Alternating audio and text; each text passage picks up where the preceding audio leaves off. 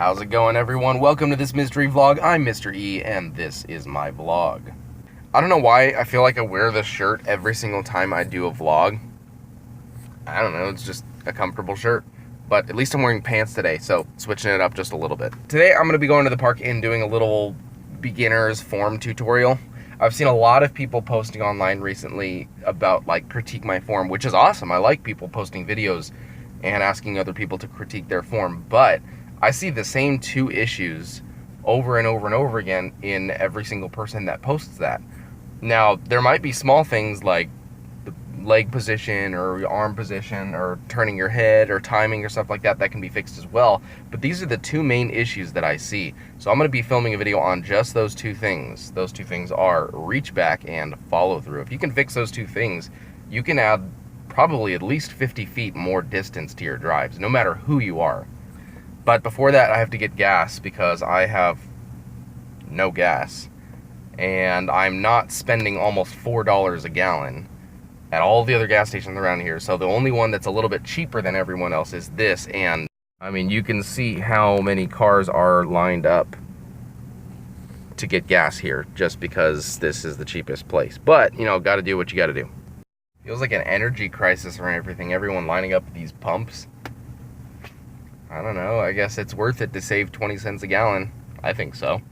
Also, comment down below on this video what questions you have for me, and in the next video I'll do a question and answer thing. So they can be about disc golf, about form, about throwing, about what discs I use, about me, about what my favorite dessert is. You can ask me anything and I will answer it in the next video. I just realized I usually wear my glasses. Okay, so it's really windy today, so I'm not sure how the audio is going to turn out. But the two things, like I said, are reach back and follow through. Don't fall. Don't fall. Okay, so what I'm looking for in my reach back is a straight back reach back. So if I'm throwing this direction, the reach back is the part that I get all my leverage from before I throw. Now what I'm looking for, too many discs. What I'm looking for is reaching straight back. If I'm throwing that direction, I'm reaching straight back. That way I'm pulling in a straight line, or at least that's what it's supposed to be, in a perfectly straight line. So I'm not trying to reach down here, because that would mean that I'd have to reach back to my body and then out before I throw. I'm not reaching around behind my body, because that would mean that if I were to go in that straight line, I'd have to come either through my body or around, and that messes up that straight line. If I'm reaching down, I have to come up first and then through, and it just creates a lot of problems. So for a nice smooth reach back, you're going to reach back, pull through, okay? Reach back. And do not be afraid to turn your head. If I'm throwing this direction, I don't want to be looking forward, okay? Because what happens, and I'm gonna just demonstrate that, you're gonna get no leverage. So if I'm here and I'm trying to pull, but I'm still looking at my target, I cannot get the reach back. It's impossible. There's no way. So what I'm trying to do is actually take my eyes off of the target, reach back, and then pull through. And there's actually a rule in the PDGA rule book that says that a player on a card has to watch every other person's shots. And the reason for that is because if you're throwing correctly, you won't be looking at where your disc is. You'll be reaching back here, and you'll pull, and your head is still going to be focused down here. So you won't see it for that split second after you throw it. That's why they have that rule in there. Okay, so reach back is straight back and then pull through. Now the follow through, the rest of the pull, is from here. What I see a lot of people doing is opening up early. So they'll be here, they'll have a nice reach back, and then here, they'll lead with their shoulder and open up. And see how the disc is trailing behind me? That's what a lot of people do. It's what I did for the longest time, and it messed up my shoulder because all your momentum is your arm is just being kind of dead weight to slingshot the disc around. That's not what you want. Instead, you want to reach back, be here, and then pull through, leading with kind of your arm and the disc. Some people call it the power pocket or whatever. That's like that space in right there. But you want to reach back, be here, open up, and still stay kind of blocked here, and then your follow through after you've let the disc go, that opens you up. So instead of here, you should be here. Does that make sense? Kind of. I mean, not that you can answer me back, but whatever. So I'm going to demonstrate a bad reach back and then bad follow through so you can get an idea, and then hopefully I'll get one that has good form. All right, so a bad reach back is something like this.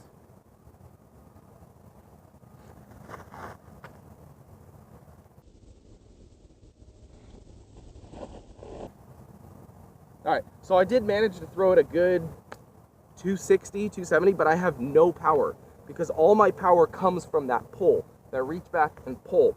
The rest is just follow through. Without a reach back, all my power is coming from my arm and just kind of trying to slingshot it. You're not really going to get any distance that way. All right, next I'm going to demonstrate a bad follow through. I'm going to have a good reach back, but a bad follow through. So that's going to be something like this.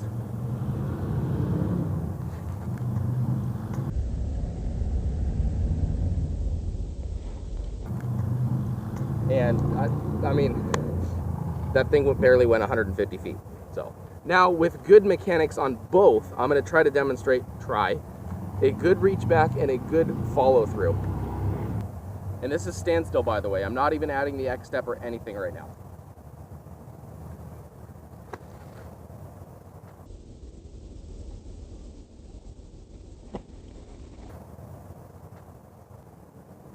Much better. Nice, smooth, clean release. I don't even have to put that much power on it, but because I keep it in that straight line, it's going to have a lot more velocity in that straight line. You can have a ton of power and try to muscle through it, but if your reach back and your follow through are offline, you're just using all that energy to correct that straight line. Okay, for example, if I'm rounding here and I try to pull, so much of my energy, even if I'm trying to muscle through it, is spent getting the disc from here to the line.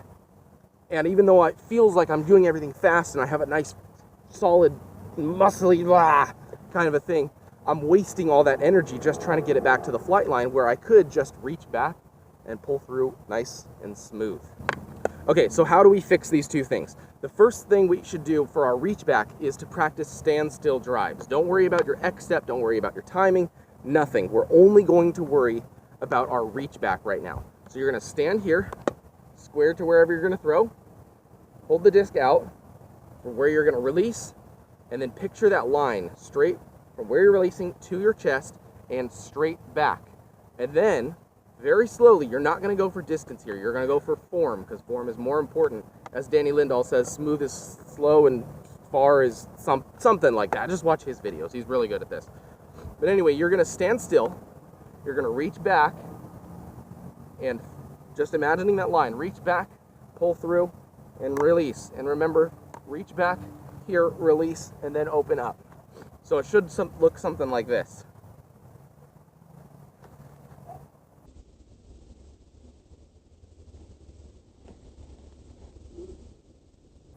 And you're just going to go for a nice, smooth release. And then you can try to add more power to it. So reach back, and you should feel that pull right there as your power source. Reaching back, notice how I'm facing way far back, reaching, and a nice smooth follow through. So you can add a little bit more power. Should be something like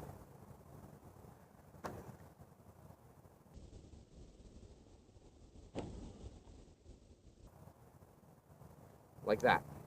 I think that is it. I'm going to do a couple more demonstrations of bad form and stuff and good form and stuff, but you know, whatever.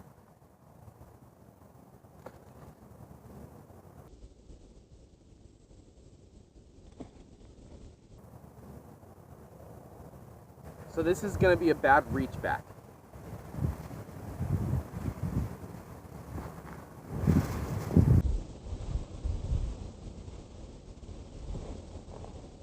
All my power is coming from the turning of my body. None of it's coming from my arm. All right, this is going to be a bad follow through.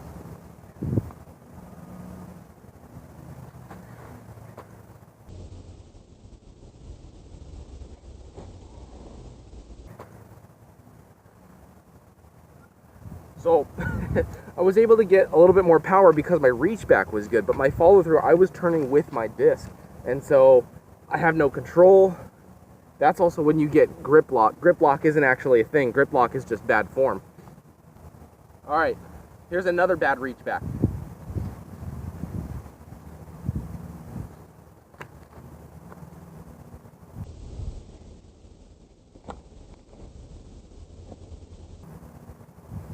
Ow. Here's another bad follow through.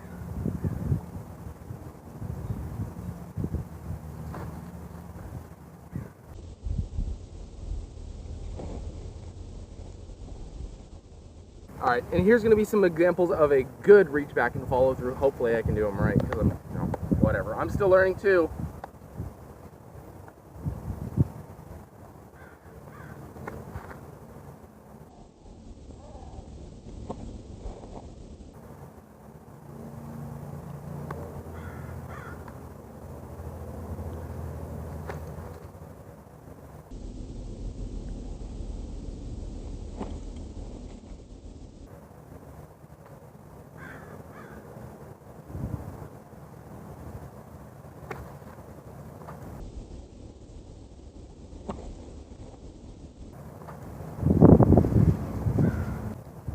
Okay, so now I'm going to try to incorporate the X step, run up, and throw from a couple different angles so you can see what it looks like with the reach back and the follow through with the X step.